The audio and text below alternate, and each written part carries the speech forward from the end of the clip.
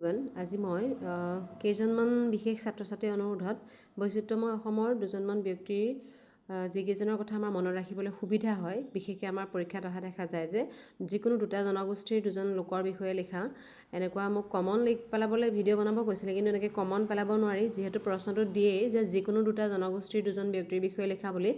গতিকে তোমালোকৰ এইটো সুবিধাই হয়, যিকেইজনৰ কথা মানে পঢ়িবলৈ সহজ হয় বা বুজিবলৈ সহজ, মনত ৰয় তেনেকুৱা দুজনৰ ব্যক্তিৰ বিষয়ে লিখিলেই হ'ল। আৰু তেনেকুৱা তিনিটা জনগোষ্ঠীৰ পৰা তিনিজনৰ বিষয়ে মই লৈ আহিছোঁ আজিৰ ভিডিঅ'টোত। প্ৰথমেই আছে মিচিং জনগোষ্ঠীৰ যাদৱ পায়েঙৰ বিষয়ে, যিজনৰ কথা আমি সকলোৱে জানো। যাদৱ পায়েং এজন প্ৰকৃতিপ্ৰেমী আৰু পৰিৱেশ কৰ্মী। তেওঁ কেৱল মিচিং জনজাতিৰে নহয়, সমগ্ৰ বিশ্বতে এক পৰিচিত নাম। তেওঁৰ জন্ম আৰু শিক্ষা, তেওঁৰ সম্পূৰ্ণ নাম আছিল দ্ৰী যাদৱ মোলাই পায়েং। 1959 চনৰ যোৰহাট জিলাৰ ককিলামুখৰ বৰঘোপ গাঁৱত তেওঁৰ জন্ম হৈছিল। তেওঁ আনুষ্ঠানিক শিক্ষা দশম শ্ৰেণীলৈকে লৈছিলে। প্ৰেৰণা তাৰ পৰা এদিন বিদ্যালয়ৰ পৰা উভতি আহোঁতে ব্ৰহ্মপুত্ৰৰ বানৰ বালিত অজস্ৰ সৰু সুৰা জীৱ মৰি থকা দেখি তেওঁ অত্যন্ত দুখিত হৈছিল। জীৱকুলক ৰক্ষা কৰিবলৈ তেওঁ প্ৰথমে 50 জোপা বাঁহ গছ ৰুইছিল। তেওঁ পিছত গৈ মোলাই গাঁথনি নামেৰে এখন অৰণ্যই তেওঁ প্ৰস্তুত কৰে। তেওঁ 1979 চনৰ পৰা গছ ৰুবলৈ আৰম্ভ কৰা যাদৱ পায়েঙৰ এই অৰণ্যখন মোলাই গাঁথনি নামেৰে জনা যায়, যিহেতু তেওঁৰ নামটো আমি কৈছিলোঁ যে সম্পূৰ্ণ নামটো হৈছে দ্ৰী যাদৱ মোলাই পায়েং।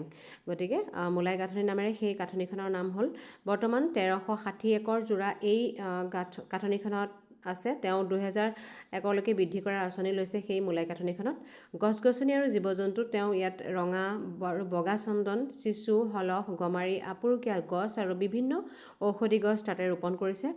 লগতে ঢেকীয়াপতীয়া বাঘ, হাতী, হৰিণা, গড় ইত্যাদিও ইয়াত আশ্ৰয় লয়হি, যিহেতু তেওঁৰ গাঁথনিখন ডাঙৰ হৈ আহিছে আৰু বিভিন্ন গছ আছে য'ত জন্তুবিলাকে আশ্ৰয়স্থল হয় গছ গছনিবিলাক।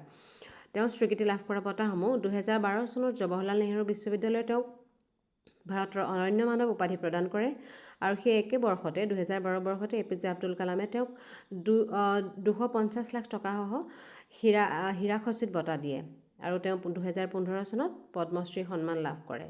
আৰু এইখিনি আছে যাদৱ পায়েঙৰ চমু পৰিচয়। এতিয়াৰ পিছত আহোঁ আমি দ্বিতীয়জন ব্যক্তি, নাওৰীয়া ফুলো। তেওঁ হৈছে মণিপুৰীসকলৰ এজন ব্যক্তি। তেওঁ আধুনিক যুগৰ মণিপুৰী সাহিত্যৰ বাট কাটোতা।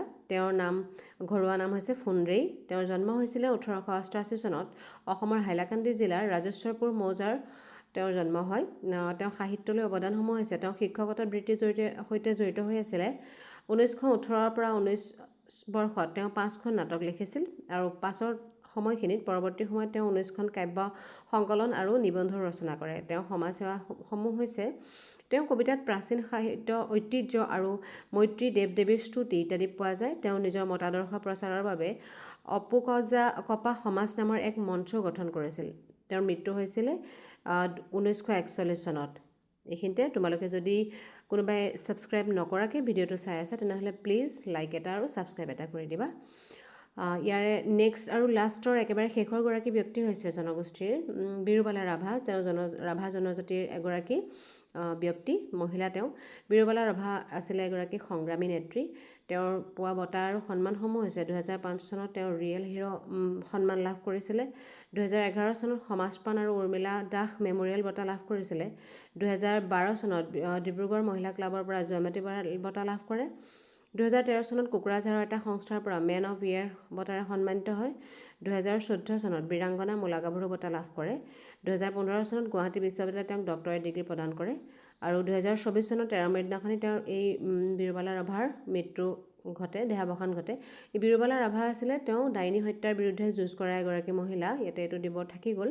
ডাইনী হত্যাৰ বিৰোধিতা কৰিছিল বিৰুবালা ৰাভাই, আৰু তেওঁ যিটো প্ৰতিবাদ কৰিছিলে, ডাইনী হত্যা কৰিব নালাগে, এইটো এটা অন্ধবিশ্বাস হয়, এইটোৰ বলি হ'ব নালাগে মানুহবিলাক, আৰু সেই বুলি তেওঁ এটা মিছনো আৰম্ভ কৰিছিলে, যে বিৰুবালা মিছন বুলি এটা মিছনো আৰম্ভ কৰিছিলে। আৰু এইগৰাকী মহান ব্যক্তিত্বপূৰ্ণ মহিলাৰ মৃত্যু হৈছিলে তেওঁ কেঞ্চাৰ ৰোগত 2024 চনৰ 23 মেৰ দিনাখন। আৰু এইকেইটাই হৈছিল আজিৰ যিকেইটা জনগোষ্ঠীৰ বিশেষ কিছুমান তিনিজন ব্যক্তিৰ বিষয়ে। আৰু এইখিনিতে যদি ভিডিঅ'টো ভাল পাইছা, লাইক, ছাবস্ক্ৰাইব এণ্ড শ্বেয়াৰ কৰি দিবা। আজিলৈ ইমানেই আছিলে। ধন্যবাদ।